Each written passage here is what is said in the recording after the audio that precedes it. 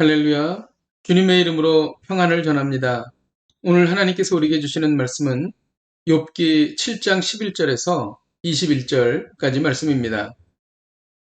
그런즉 내가 내 입을 금하지 아니하고 내 영혼의 아픔 때문에 말하며 내 마음의 괴로움 때문에 불평하리이다.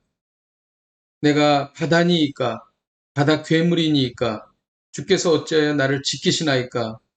혹시 내가 말하기를 내 잠자리가 나를 위로하고 내 침상이 내 수심을 풀리라 할 때에 주께서 꿈으로 나를 놀라게 하시고 환상으로 나를 두렵게 하시나이다.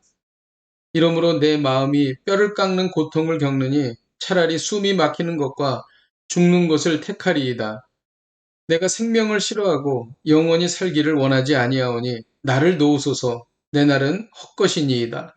사람이 무엇이기에 주께서 그를 크게 만드사 그에게 마음을 두시고 아침마다 권징하시며 순간마다 단련하시나이까. 주께서 내게서 눈을 돌이키지 아니하시며 내가 침을 삼킬 동안도 나를 놓지 아니하시기를 어느 때까지 하시리이까. 사람을 감찰하시는 이여 내가 범죄하였은들 주께 무슨 해가 되오리이까. 어찌하여 나를 당신의 관역으로 삼으셔서 내게 무거운 짐이 되게 하셨나이까. 주께서 어찌하여 내 허물을 사하여 주지 아니하시며 내 죄악을 제거하여 버리지 아니하시나이까. 내가 이제 흙에서 누우리니 주께서 나를 애써 찾으실지라도 내가 남아있지 아니하리이다. 아멘. 욥은 세 친구들과 논쟁하던 중 하나님께 기도를 드렸습니다. 욥은 그 고통이 너무 커서 하나님께 원망과 항변의 기도를 드렸던 것입니다. 욥은 친구들에게 항변하다가 자신의 불편의 대상을 친구에게서 이제는 하나님께로 옮겨가고 있습니다. 욥은 자신이 당하는 까닭모를 재앙에 대하여 하나님께 항변했던 것입니다. 욥의 극심한 고통을 이해하지 못할 바는 아니지만 하나님의 원대하고 심오한 일에 대해 욥은 실수를 저지르고 만 것입니다. 욥의 잘못과 실수가 무엇입니까? 첫째, 말하는 데 있어서 절제의 미덕을 발휘하지 못했던 것입니다. 11절에 보면 그런즉 내가 입을 금하지 아니하고 내 영혼의 아픔 때문에 말했다라고 말합니다. 욥은 하나님 앞에서 함부로 말했습니다. 내가 바다니이까 괴물이니이까 주께서 어찌하여 나를 지키시니이까 이렇게 함부로 말했던 것이죠. 인간은 부패한 본성을 가진 불완전한 존재입니다. 하고 싶은 말, 할 말을 다 하고 나면 반드시 실수하는 것입니다. 자기가 할 말에 20, 30%는 절제하는 것이 지혜로운 것입니다. 둘째로 욥의 잘못과 실수는 극단적 선택을 해서 하나님께서 역사하실 기회를 놓치려고 했던 것입니다. 15절에 보면 이러므로 내 마음에 뼈를 깎는 고통을 겪느니 차라리 숨이 막히는 것과 죽는 것을 택한다 이렇게 말한 것입니다. 차라리 죽으면 좋겠다 그런 얘기를 한 것이죠. 이스라엘이 출애굽해서 광야에 있을 때 애국 군사들이 이스라엘 백성들의 뒤를 추격했습니다. 앞에는 홍해바다였고 뒤에는 무서운 애국 군사들이 추격했던 것이지요. 만일 이때 모세가 절망하여 극단적 선택을 했다면 하나님께서 역사하실 그 기회를 놓쳐버렸을 것입니다. 하나님께서 홍해바다를 가르시고 이스라엘 백성들을 구원해 주신 그 놀라운 하나님의 역사의 기회를 놓칠 수 있었다는 것입니다.